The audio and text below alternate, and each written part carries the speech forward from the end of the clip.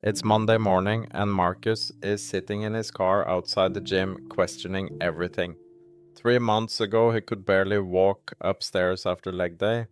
Every workout left him hobbling around for 2 to 3 days, wearing his soreness like a badge of honor. But now, nothing. He squatted heavy yesterday and feels completely normal today. No muscle aches, no stiffness, no pain. He's convinced he's not working hard enough anymore, that he's lost his edge, that maybe he needs to find a harder program or switch gyms entirely. I'm Magnus, and I need to tell Marcus something that will completely change how he measures his training success. Marcus is experiencing one of the most misunderstood phenomena in fitness. He thinks the absence of soreness means he's not progressing. But here's the truth that most trainers and fitness influencers won't tell you. Soreness doesn't equal progress. It equals novelty.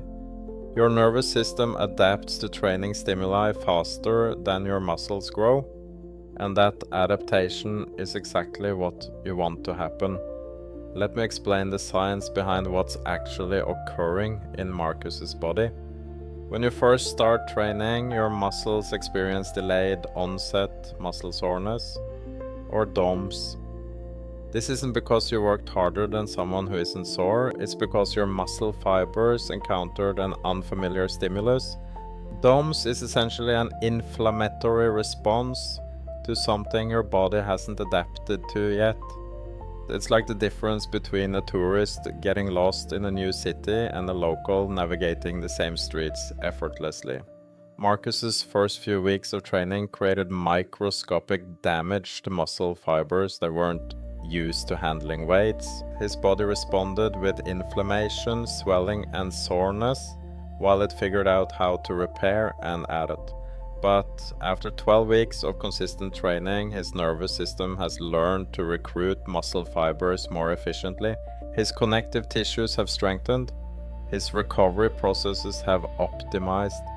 The same workout that once left him crippled now feels manageable because his body has become a more efficient machine. Here's what Marcus doesn't realize.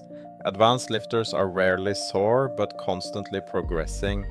Elite powerlifters, Olympic weightlifters, and bodybuilders who've been training for years can handle massive training loads without significant soreness because their bodies have adapted to the stress. They're not progressing despite the lack of soreness. They're progressing because of their adaptation to training stress.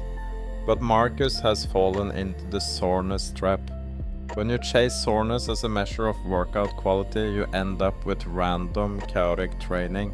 You constantly change exercises, rep ranges, and programs trying to recreate that burning sensation from your beginner days.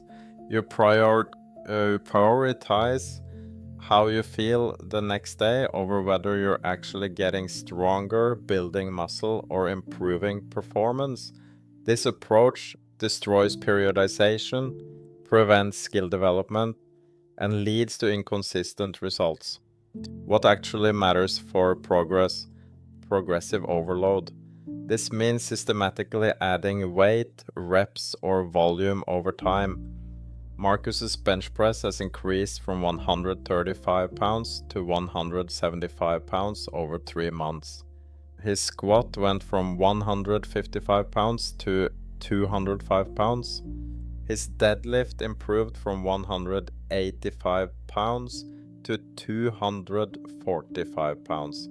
These are objective measures of progress that have nothing to do with how sore he feels. The goal of training isn't to beat yourself up, it's to create a stimulus that forces adaptation.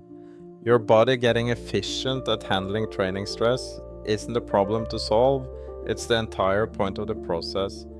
When you can recover quickly from workouts, you can train more frequently. When you're not constantly sore, you can focus on technique refinement and progressive overload rather than just surviving each session. Marcus learned to track what actually matters. Instead of asking how sore he felt, he started logging his weights, reps, and sets.